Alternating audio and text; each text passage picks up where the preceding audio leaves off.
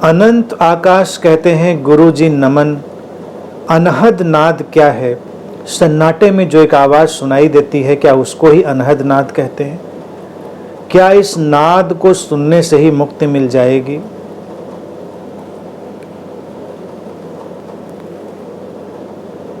कई लोग ऐसी बातें करते हैं। अनहद नाद को सुनने की, ओंकार को सुनने की तमाम साधना पद्धतियां भी चल पड़ी हैं।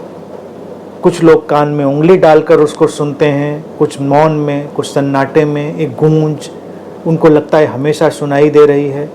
तो हम अगर उस गूंज को सुनते हैं तो ये बहुत ही कारगर है। पूछा है क्या इसी से मुक्ति मिल जाएगी? तो मुक्ति का अभिप्राय क्या है, मुक्ति का अर्थ क्या है, इस बात को समझें। अनाहत नाद या अनहद नाद, भारत में हमने इस शब्द का उपयोग किया। अनाहत नाद यानी कि ऐसा नाद जो किसी भी चीज के टकराने से नहीं पैदा हुआ है, वो आहत होने से नहीं निकला है, वो स्वयंभू एक ध्वनि है जो गूंज रही है, उसको सुनना। हमने इसी नाद में प्रवेश करने के लिए ओंकार को अनुभव किया, समझा।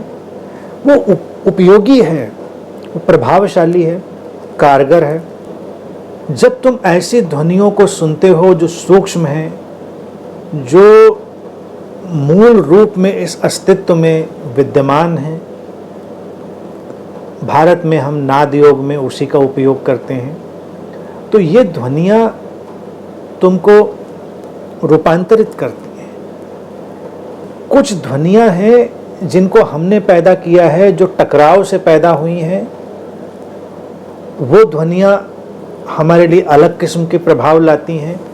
और कुछ मूल ध्वनियाँ, इसीलिए भारत में हमने एक अनुभव लोगों के साथ साझा किया कि हर घटना में एक ध्वनि अंतर्निहित है, एक अंतर संगीत भी कह सकते हैं उसको, वो पूरे जगत में विद्यमान है। एग्जैक्टली वो क्या होगा, सचमुच में क्या होगा, ये व्यक्ति व्यक्ति पर निर्भर करेगा। उसमें केवल हम सजगता से ध्यानपूर्वक प्रवेश कर सकते हैं, बस इतनी सी बात है। लेकिन कान में उंगली डालकर सुनने से, सन्नाटे की आवाज़ सुनने से हम उसमें नहीं जाएंगे। और रहा सवाल मुक्ति का, तो मुक्ति है अनाहत में प्रवेश करने से। मुक्ति नाद में प्रवेश करने से नहीं, नाद तुम्हारे लिए एक द्वार बनेगा, तुम्हारे लिए एक इशारा बनेगा, और तुम्हारे लिए एक यात्रा का पड़ाव भी बनेगा। अगर मान लो तुम मानसिक रूप से भी इस बात को स्वीकार करते हो, कोई नाद ऐसा है जो बिना आहत हुए पैदा हुआ है, तो फिर तुम्हारे सामने ये भी एक अवधारणा आएगी कि जीवन में कुछ ऐसा है जो बिना आहत हुए हो सकता है। फिर उस अनाहत अवस्था में प्रवेश करना, व्यक्ति का उस अवस्था में प्रवेश कर जाना जब ना उसको किसी बात से चोट पहुंचती है, ना उसके होने से किसी को चोट पहुंचती है, अनाहत अवस्था। तो जो मुक्ति है वो अनाहत अवस्था है। मुक्ति कोई नाद सुनना नहीं है, मुक्ति कोई रंग देखना नहीं है, मुक्ति कोई अनुभव नहीं है। मुक्ति एक समझ है, और अनाहत गहरे से गहरी समझ है। भारत में इसीलिए हमने अनाहत नाद का इतना महत्व बताया, और उसके लिए हमने यही इशारा किया कि अगर कोई व्यक्ति वहाँ से चलना प्रारंभ करेगा तो धीरे धीरे उस सूक्ष्मता को पकड़ते पकड़ते वो अपने अंतरतम की उस सूक्ष्मता को भी जान लेगा, जहाँ पर आहत का जगत समाप्त हो जाता है। तो मुक्ति वहाँ पर है।